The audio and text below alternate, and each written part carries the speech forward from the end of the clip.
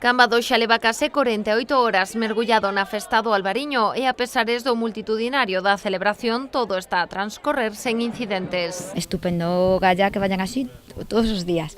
Sabemos que o viernes e o sábado van a ser días de moitísima máis afluencia, pero tamén é certo que é unha moi boa noticia que xa dende o miércoles pois xa notemos esta afluencia de xente, porque iso que tamén quere decir que a xente vai a tomarse a festa pois un pouco máis espaciada. Ao mellor as persoas que veñen o mércores e os xoves nun ambiente un pouco máis familiar, pois logo pois desisten de vir ao mellor durante o sábado, que hai outro ambiente totalmente diferente. Eso tamén para nós tamén é algo positivo, porque se vai repartindo a xente durante os 5 días de festa. Xa o día de onte estivo marcado polo éxito de público. Milleiros de persoas achegáronse dende a inauguración os stands do Paseo da Calzada, unha afluenza que non diminuiu nas actuacións da Praza do Concello de Fefiñanza noite, a pesares de ser día laborable. O concerto de Treixadura na Praza de Fefiñás foi multitudinario, a verdad que se colocaron 1000 sillas, estaban totalmente ocupadas e ademais había moitísima xente de pé. Nos concertos da Verbena da Calzada, pois igual, estivo pois a tope a Praza do Concello e tamén pois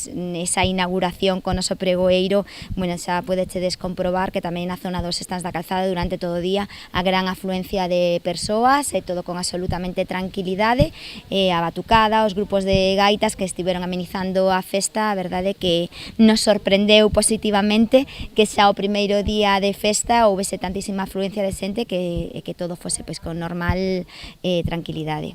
Dende o Concello cren que o selo de interese turístico internacional pode ser un novo atractivo para unha cita que de por sí ten un importante arraigo na contorna. En parte eu penso que sí, esa promoción que se fixo turística en distintos países, porque sí que nos atopamos con moitísima xente estranxeira, pero tamén nos atopamos con moitísima xente daqui, da zona, que precisamente aproveitou estes días da festa do Albariño para pedir as vacacións e poder desfrutar da festa con todos nós, é palpable, non?